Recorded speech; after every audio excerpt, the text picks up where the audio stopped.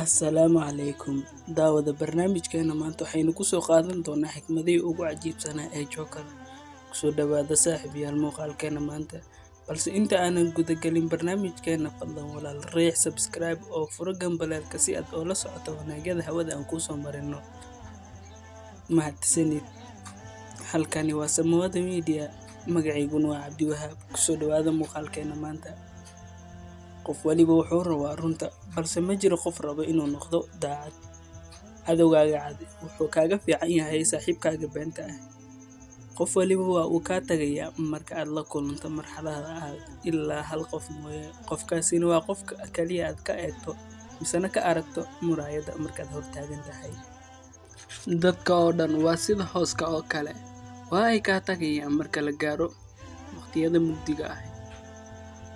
Qofka qaadaya ma jiro murugada ee farxadaada ha u burburin dadka aanan ka qaadi karin murugada.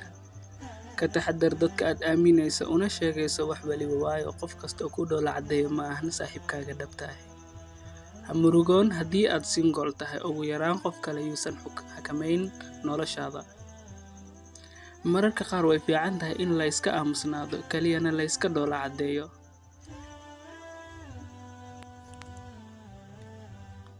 Dadka oga yaabso aamusnaantaada ogana dhig lama filaan waxtarkaaga.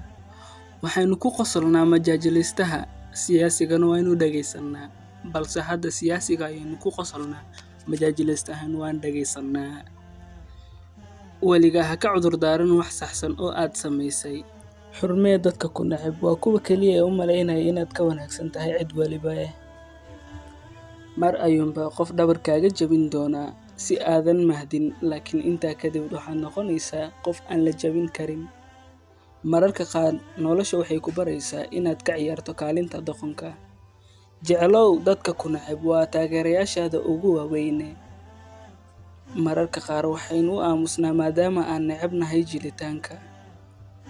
Markaad qalad samayso, kama xumid inaad qalad ka samaysay ee waxaad ka xun tahay inuu ku ogaado qofka aad qaladka ka samaysay. Sidoo kale waxaad ogaataa haddii xilliga adag lagu soo baahdo, waxaa ogaataa inaad tahay qof muhiim ah. Xurmee dadka ku nacab waa kuwa kaliya ee u malaynaya inaad ka wanaagsan tahay cid waliba. Yaanan ku dhibin marka aad ogaato la halganka waayahaaga inaad kali ku tahay.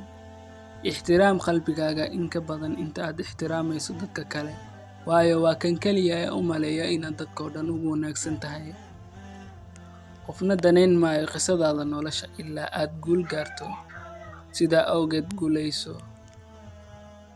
Inta aan dhiman lahaa anigoo jilba jabsado, waxaan dhimanayaa anigoo cagahayga ku qotoma.